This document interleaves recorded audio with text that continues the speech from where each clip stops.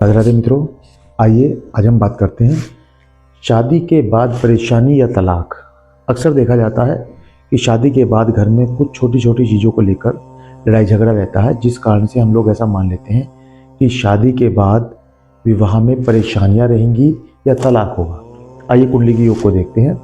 अब अक्सर ऐसा कहा जाता है कि कुंडली में कुछ पापी ग्रह होते हैं जिनकी वजह से हमारी कुंडली में तलाक के योग बनते हैं।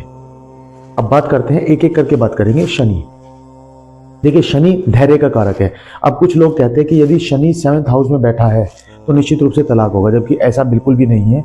क्यों नहीं है? क्योंकि शनि धैर्य का कारक है। शनि जिम्मेदारियां देता है, शनि एहसास कराता है कि मुझे कुछ कार्य करना है, शनि दिमाग में बॉडरेशन देता है। लेकिन इसका मतलब ये बिल्कुल भी नहीं हो सकता आप जिम्मेदारियों की वजह से परेशान हो जाएं।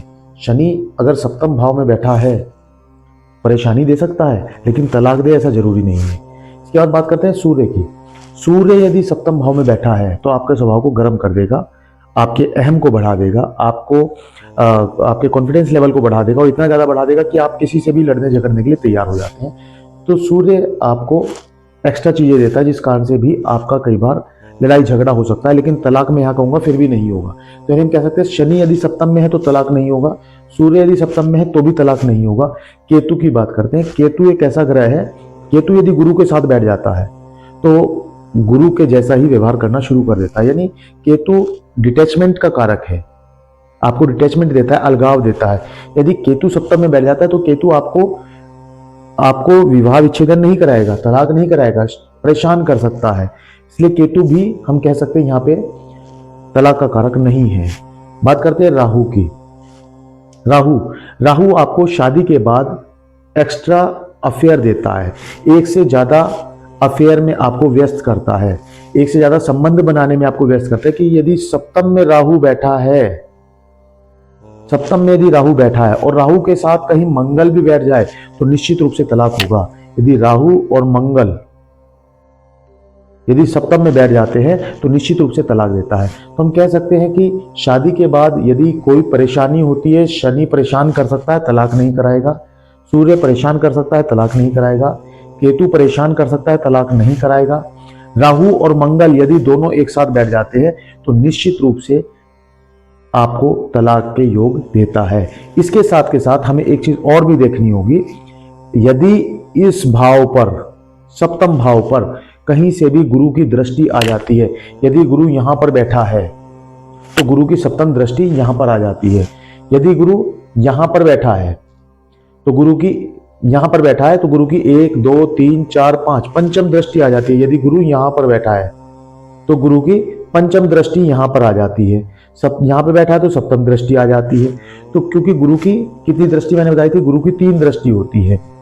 गुरु की 3 दृष्टि होती है। कौन कौन सी बताई थी? गुरु की 5वीं, 7वीं और 9वीं, ये 3 दृष्टि गुरु की होती है।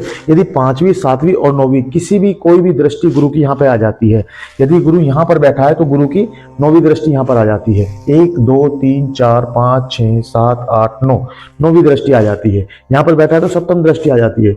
यहाँ बैठा है तो गुरु की 5वीं दृष्टि आ जाती है। तो हम कह सकते हैं यदि गुरु की दृष्टि कुंडली पर 7th भाव पर आ जाती है तो तलाक नहीं होता है। परंतु यदि मंगल और राहु एक साथ 7th भाव में बैठे हैं तो निश्चित रूप से तलाक का एक योग बनता है, और जिस कारण से कुंडली में कई बार तलाक देखे गए हैं।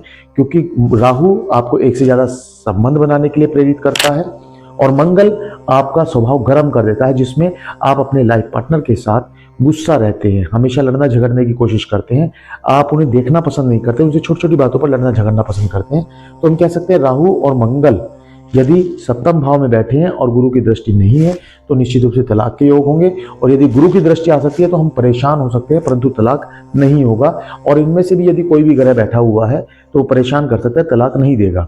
बहुत सारे ज्योतिष इस बात को मानते हैं कि अगर ये सब ग्रह यहाँ पे कोई भी एक या एक से अधिक ग्रह यहाँ पर बैठ जाते हैं तो तलाक दे देते हैं, जबकि ऐसा नहीं है। अगर ये 2 ग्रह यहाँ पर बैठे हैं तो ही तलाक आप कह सकते हैं। वीडियो आपको कैसी लगी हमें कमेंट में जरूर बताएं। क्या आपकी कुंडली में राहु और मंगल यहाँ पर बैठे हैं या कौन सा ग्रह यहाँ पर बैठा है, हमें कमेंट में जरूर बताएं। आपको विवाह को लेकर किस किस प्रकार की परेशानी आ रही है हमें कमेंट में जरूर बताएं। चैनल को यदि आपने अभी तक सब्सक्राइब नहीं किया तो सब्सक्राइब कर लें। वीडियो को ज़्यादा से ज़्यादा लाइक करें, शेयर करें और कमेंट करें। धन्यवाद। राधे राधे।